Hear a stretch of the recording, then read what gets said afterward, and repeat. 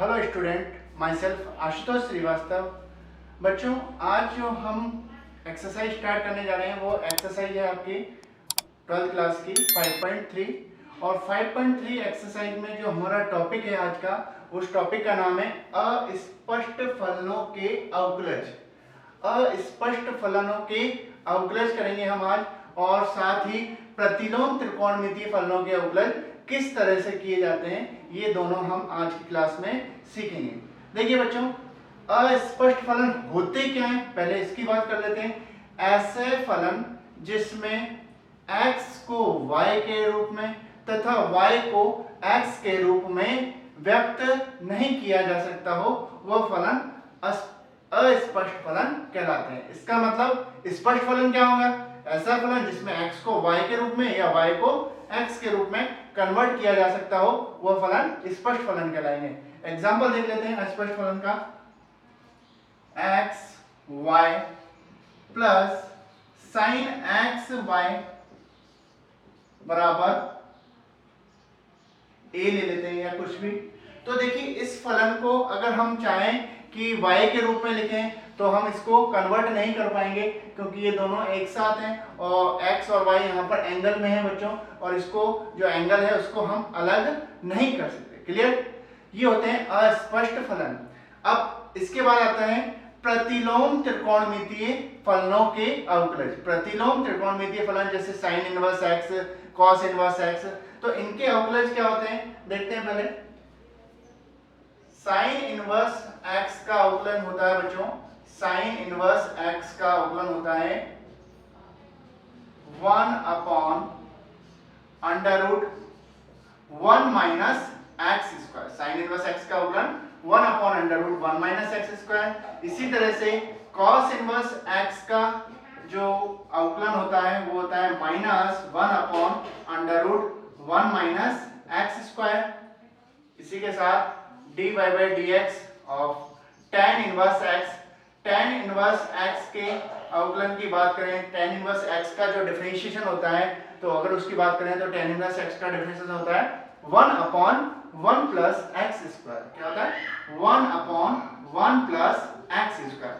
इसी तरह से cot इनवर्स x का जो अवकलन है वो हो जाएगा हमारा cot इनवर्स x का अवकलन -1/1 प्लस एक्स स्क्वायर। क्लियर? देखिए, साइन इनवर्स हो गया, कॉस इनवर्स हो गया, tan इनवर्स हो गया और cot इनवर्स हो गया। दो और बचे कौन कौन से? sec और cosec इनवर्स, तो उनको भी लिख लेते हैं। sec इनवर्स x का अवकलन होगा बच्चों, वो होता है 1/मॉडुलस of x √ x square minus 1। और यहाँ पर dy/dx ऑफ लास्ट हमारा जो प्रतिलोम त्रिकोणमितीय फलन है cosec इनवर्स x, इसका होता है -1/मॉडुलस of x √x square minus 1। ये हो गया हमारे प्रतिलोम त्रिकोणमितीय फलनों के अवकलज। इससे भी इन्हें भी आपको एज ए फॉर्मूला याद कर लेना है, जरूरत पड़ेगी इनको, इनके हेल्प से हम क्वेश्चन सॉल्व करेंगे। देखिए बच्चों, एक बात और काम की है, जहां भी CO आ रहा है, मतलब cos में CO आ रहा है, cot में CO आ रहा है, ऐसे cosec में भी CO आ रहा है, तो जिन फलनों में CO आ रहा है उसमें उनके जो अवकलज हैं वो माइनस में होते हैं। देखिए, माइनस माइनस माइनस, ये ध्यान रखिएगा। जिन प्रतिलोम त्रिकोणमितीय फलनों में CO आएगा, उनका जो अवकलज होगा वो इसका अपोजिट हो रहा है with negative sign. Clear? Clear है? अब देखिए, हम स्टार्ट करते हैं कुछ क्वेश्चन। सबसे पहले अस्पष्ट फलनों के अवकलज करते हैं। ये आपके एक्सरसाइज 5.3 का क्वेश्चन नंबर 1 करने जा रहे हैं हम। क्वेश्चन है 2x plus 3y equal sine x। 2x plus 3y बराबर साइन x। इसका हमें अवकलज करना है और dy/dx याद करना है। क्या याद करना है? dy/dx याद करना है। तो dy/dx याद करने के लिए क्या करें? सबसे पहले देखिए, ये समीकरण के रूप में है। अभी तक हमें जो फलन दे रखे थे वो समीकरण के रूप में ना होकर सिर्फ और सिर्फ देखिए अभी तक जो हमें फलन दे रखे थे वो समीकरण के रूप में ना होकर ओनली फलन थे, तो हम वहां पर y मानकर करते थे।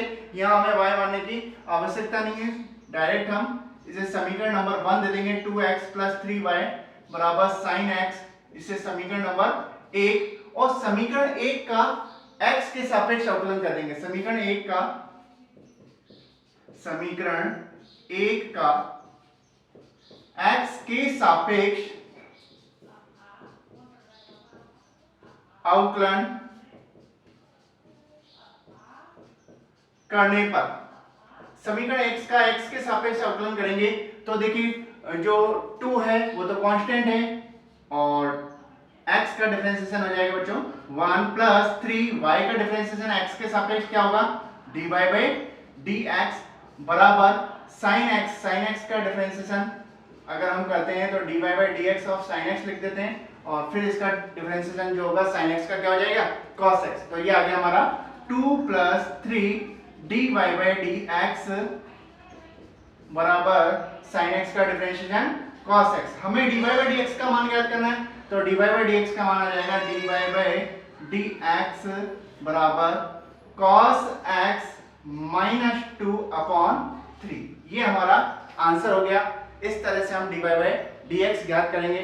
क्वेश्चन नंबर 1 के बाद देखते हैं क्वेश्चन नंबर 4 5.3 का ये है हमारा xy + y² = 10x + y।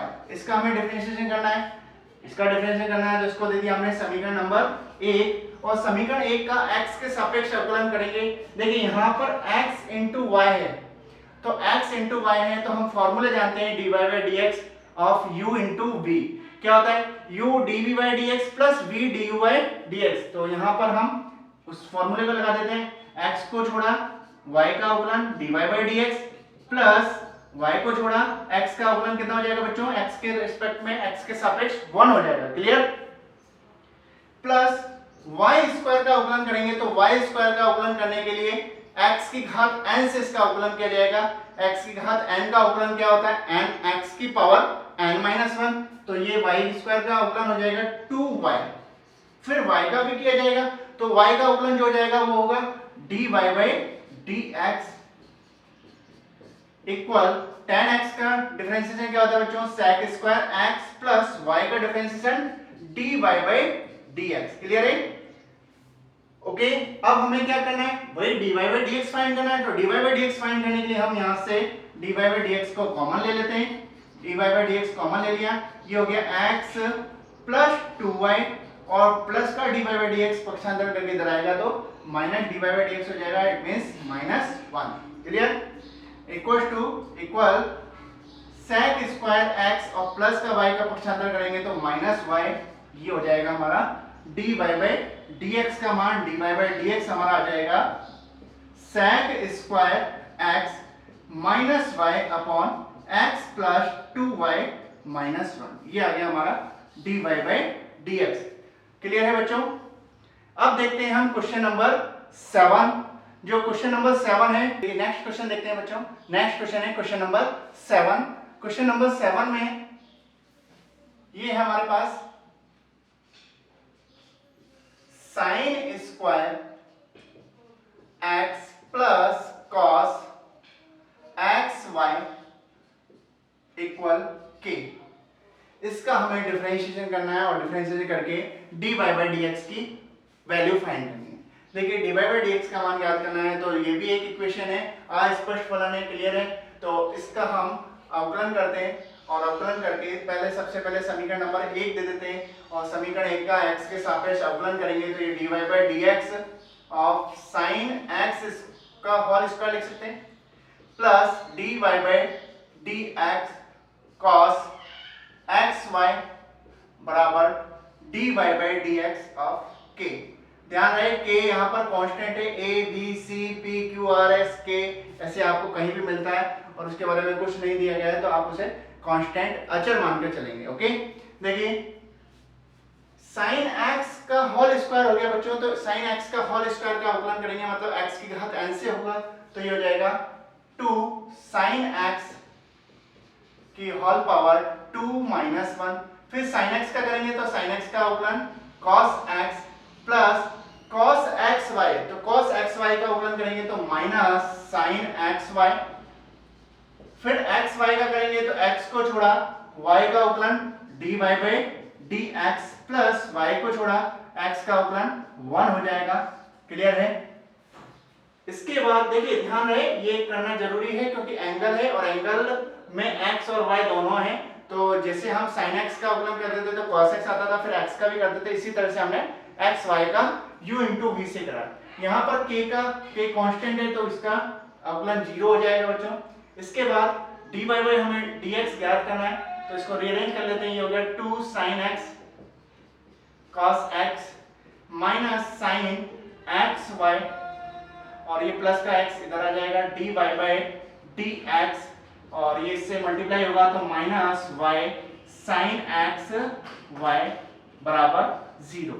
dy by dx का हमें मान ज्ञात करना है तो dy by dx को एक तरफ ले लेते हैं, minus x sin xy minus x sin xy, इसके बाद इक्वल में ये इधर आ जाएगा प्लस y sin xy और 2 sin x cos x इधर जाएगा तो माइनस का 2 sin x cos x हो जाएगा। साथ में ध्यान दीजिए 2 sin x cos x है तो 2 sin x cos x को मैं sin 2x लिख देता हूं, तो प्लस का sin 2x इधर आएगा तो माइनस का sin 2x हो जाएगा। पक्षांतर कर दिया हमने इसका, dy by dx का मान आ जाएगा हमारे पास y sin xy minus sin 2x upon minus x sin xy। इसको माइनस से मल्टीप्लाई कर देते हैं अंश को, तो इससे क्या होगा, ये माइनस हट जाएगा यहाँ से ये वाला, तो ये माइनस से मल्टीप्लाई होगा तो ये हो जाएगा sin 2x minus y sin xy upon x sin xy। Clear? ये हमारा dy by dx की वैल्यू आ गई। क्या आया answer? sin 2x minus y sin xy upon x sin xy। Clear? Next question है, क्वेश्चन नंबर 9 है आपकी बुक में। क्वेश्चन है y equal to sine inverse 2x upon 1 plus x square. y equal to sine inverse 2x upon 1 plus x square. Inverse trigonometric function आ गया, प्रतिलोम त्रिकोणमितीय फलन का अवकलज है ये। और प्रतिलोम त्रिकोणमितीय फलनों के अवकलज किस तरह से करेंगे वो देखिएगा आपको।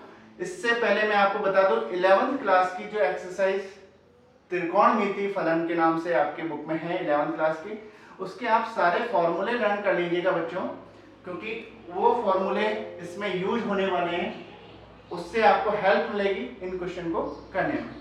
देखिए अब sign inverse 2x upon 1 plus x square है, इसका हमें डिफरेंशिएट करना है, तो हम डायरेक्ट इसका डिफरेंशिएशन ना करके मान लेंगे, माना x बराबर tan थीटा, x बराबर tan थीटा। अब देखिए कैसे माना मैंने, अगर x की जगह tan थीटा पुट करते हैं तो 2 tan theta upon 1 plus tan square theta बनेगा, और 2 tan theta upon 1 plus tan square theta. 11th class में जो त्रिकोणमितीय फलन एक्सरसाइज की मैं बात कर रहा हूं उसमें फॉर्मूला था sin 2 थीटा, ओके, और ये sin 2 थीटा बन जाएगा। तो आप एक बात ध्यान रखिए, साइन इनवर्स साइन थीटा जो होता है वो किसके इक्वल होता है, थीटा के इक्वल होता है।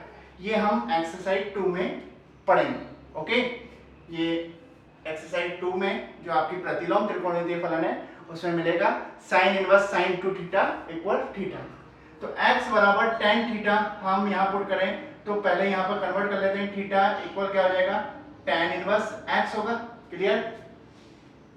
समीकरण नंबर 1 में x बराबर हम रख रहे हैं tan थीटा, तो ये हो जाएगा sine inverse 2 tan theta upon 1 plus tan square theta, और 2 tan theta upon 1 plus tan square theta हो गया हमारा sign 2 theta.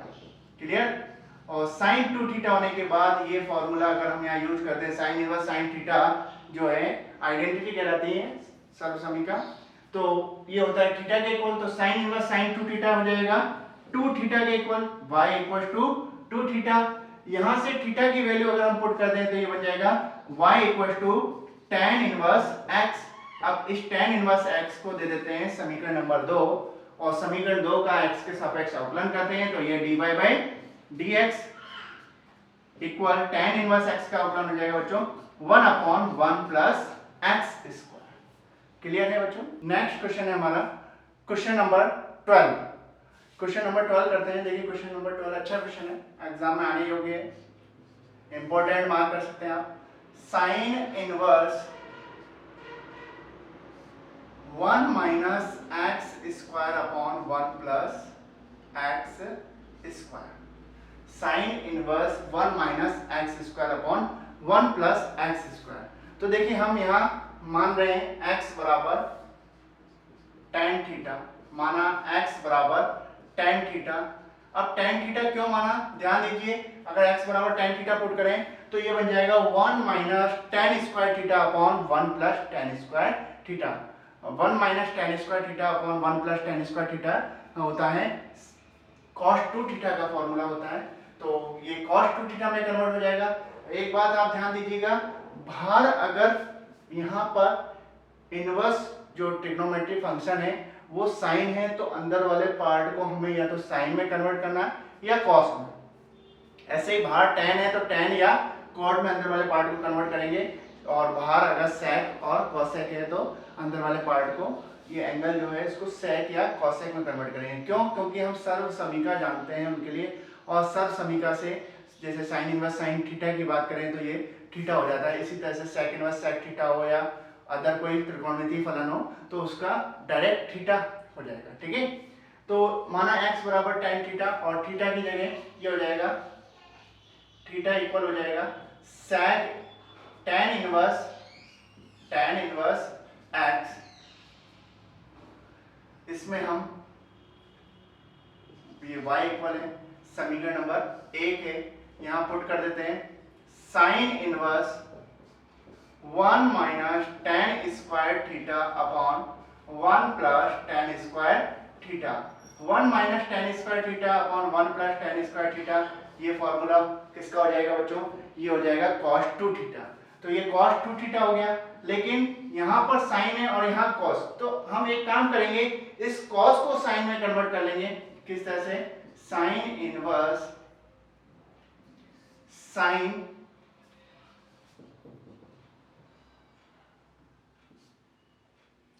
Sine pi by 2 minus 2 theta कर देंगे, क्योंकि sine pi by 2 minus theta क्या होता है, कॉस थीटा होता है।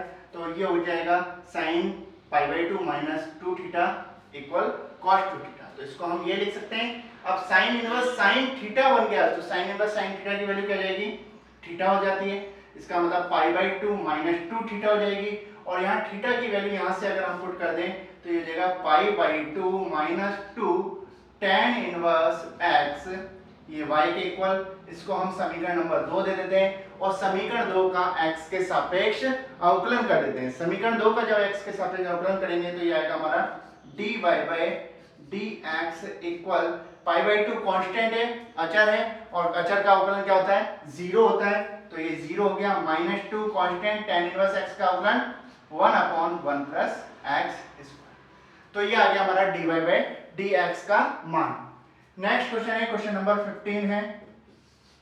क्वेश्चन है y equal to sec inverse 1/2x square minus 1/2x square minus 1 है, और इसका हमें डिफरेंशिएशन करना है बच्चों। तो देखिए यहाँ पर अगर x की जगह cos थीटा पुट करें तो ये बनेगा 2 cos स्क्वायर थीटा माइनस 1, और त्रिकोणमिति 11th क्लास की एक्सरसाइज में आपने पढ़ा था 2 cos स्क्वायर थीटा माइनस 1 किसके इक्वल होता है, cos 2 थीटा के, और 1/cos 2 थीटा का क्या sec 2 थीटा हो जाएगा। तो ये इजी वे में सोल्व हो जाएगा। देखिए करते हैं, माना इसे समीकरण नंबर 1 दे देते हैं और मान लेते हैं, माना x बराबर cos थीटा, तो थीटा बराबर हो जाएगा cos इनवर्स x। क्लियर। इसके बाद यहां पर हम पुट कर देते हैं sec इनवर्स 1/2 x स्क्वायर की जगह cos स्क्वायर थीटा -1, तो ये हो जाएगा sec इनवर्स, और ये हो जाएगा 1 अपॉन cos 2 थीटा, और 1 अपॉन cos 2 थीटा हो जाएगा sec 2 थीटा। ओके, और sec inverse sec 2 theta equal 2 theta, इसका मतलब ये हो गया y इक्वल टू 2 थीटा, और थीटा की वैल्यू यहां से अगर हम पुट कर दें तो ये हो जाएगा y equal 2 cos inverse x।